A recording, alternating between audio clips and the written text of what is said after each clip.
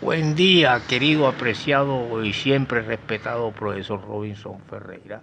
Hay muchas preguntas, hay mucha inquietud, profesor, entre los estudiantes. Una de esas es, profesor, que si, ¿por qué es bendita y por qué es maldita la droga? Y si la creo yo. Y otra, profesor, es que nosotros no vamos a fumar ni cigarrillos, profesor. Bueno, eso me gusta, un aplauso para todos ustedes.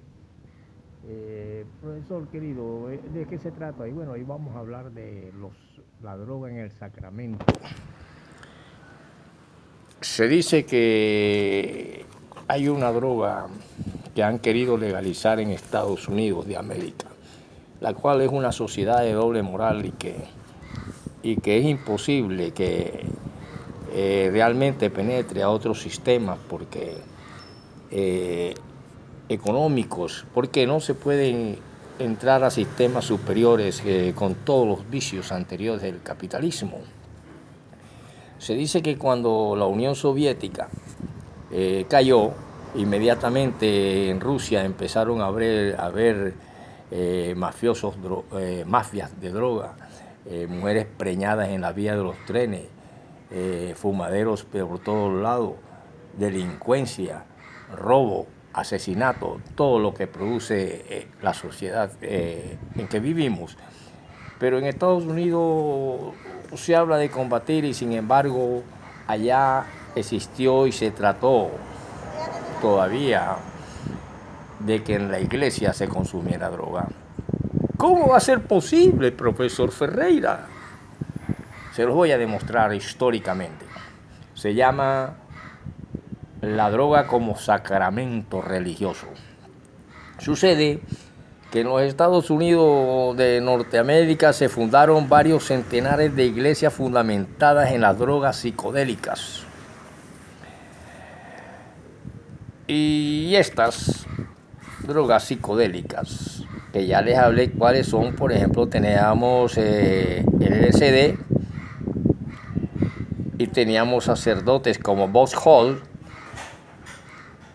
que permitía la marihuana y el cayote a sus feligreses y celebra matrimonios e infringen la ley, y sin embargo con espasmo y altanería dice que esperamos que no nos detendrán por esto. La ley admite que los indios den peyote, pero que no lo de ellos. ¿Cómo va a ser eso posible si yo soy el sacerdote? Argumento falaz, o el pastor, algún argumento falaz, ya que como comer uva es legal. En cambio, tomar alcohol del 90%, que es su derivado, no lo es. Dice este sacerdote. Las verdaderas hostias y no drogas son alimentos sacramentales, manifestaciones de la gracia, y por consiguiente pertenecen por derecho a todo el mundo. El alcohol es su derivado. Los productos psicodélicos como el LSD son verdaderas hostias y no drogas, son alimentos sacramentales, decía estos pastores, estos sacerdotes. Algunos teorizantes del pensamiento hippie idearon resucitar a Dios, cuando es sabido que para muchos de estos contestatarios que decían que Dios había muerto porque murió en la cruz, a fin de que protegiera a los fumadores de droga, lo querían vivificar para reivindicar el derecho a consumir droga. Ellos se apoyaban en leyes, en estas dos bases jurídicas. En primer lugar, en la libertad de cultos, garantizada por la Constitución americana, que no podía y no creía necesario definir lo que es un culto. Pues si hay libertad de culto, nosotros tenemos el culto y la palabra, al parecer, según la historia y los usos, un sentido claro.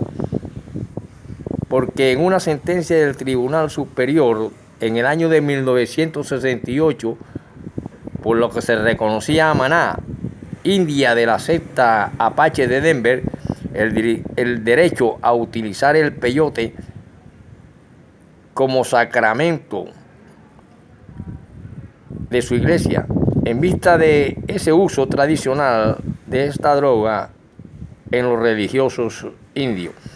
Pero un teólogo canonista se atribuye enseguida el derecho de explicar en oráculos que esta decisión del Tribunal Supremo crea jurisprudencia y que en adelante se debe invocar para obligar a las autoridades a reconocer a todos los estadounidenses el derecho de utilizar droga como sacramento. La clave de esta cuestión, explica nuestro apóstol, tomando de Kurzweil el arte de utilizar las leyes para violarlas en su propio provecho, reside en declarar públicamente y por adelantado que han de tomar droga en sus ritos religiosos. En Estados Unidos, y meten la nariz en otras partes y vaina.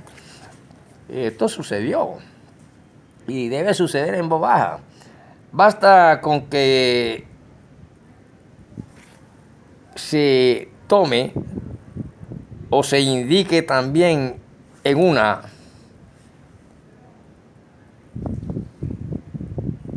cuestión netamente religiosa y ritual. Es un rito, y si es un rito es religioso, pues con que se indique en esta cuestión religiosa y en este rito declaración de fe a las personas que lo hagan, y añade que su objetivo no es el placer, sino la elevación de su ser, porque de esta manera se instaura una comunicación directa con Dios en esta nueva religión, con LSD, marihuana y peyote que utilizaban los indios. ¿Cómo la ve? Y sin embargo, ataquen Colombia, traigan preso a no sé quién. De tal manera que hay que combatirla, y en eso tiene razón los norteamericanos, Estados Unidos, sus gobiernos actuales, porque se dieron cuenta que esas cuestiones comienzan como unos paraísos, como unas cuestiones de felicidad, y después se convierten en un tremendo problema social, en crímenes, guerra, crímenes, atracos, robo, personas enfermas, locos, etc. Y así de esta manera podemos hablar un poquito para entrar al opio y a la heroína y ir poco a poco en su clasificación, determinarlas y poder hablar de ellas. Podemos decir que acerca de la heroína, la cual se deriva del opio, tiene muchas connotaciones.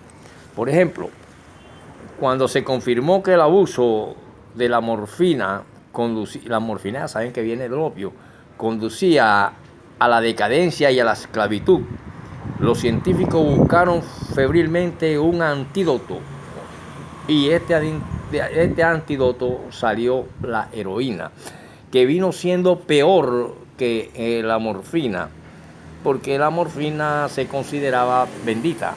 Por eso hablé de maldita y bendita. Bendita porque con ella se quita el dolor del cáncer, y viene de la China.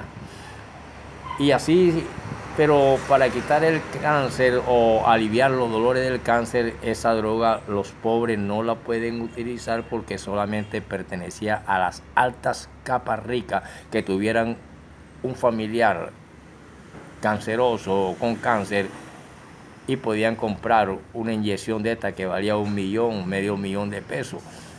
Pero gracias a Colombia, en cuanto a ciertos presidentes como Ernesto Samper, que hizo el bendito Sisbén, y ya los pobres de Colombia con el Sisbén no tienen por qué vender la casita, vender la nevera, vender la motico para comprar una receta médica, porque antes, cuando se enfermaba alguien, era preferible dejarlo morir, aunque fuera nuestro padre o nuestra madre, de una enfermedad, porque era difícil comprar una receta médica. Todo eso lo vivieron nuestros abuelos y bisabuelos, pero en aquella época era raro el que se moría y era raro el que se enfermaba. Hoy en día en Cuba los viejos no se mueren, tienen 100 y pico años y todavía bailan. No se sabe qué le echó Fidel Castro al arroz, que la gente no se quiere. Hay pocos jóvenes en Cuba y ese es el peligro de Cuba, que hay muchos viejos y pocos jóvenes. Continuaremos en la próxima para explicarle por qué las jovencitas prefieren a los viejos. Si tienen un marihuanero que le da comida y es un viejito pensionado, y aunque sea para que le lave la chácara, le paga y la tiene con alimento, casa y todo, y ya disfruta de su pensión, mientras el otro está mamando marihuana, perico y cocaína. ¿Listo? ¿Qué te pasó? Ya son las 6, van a ser las 6.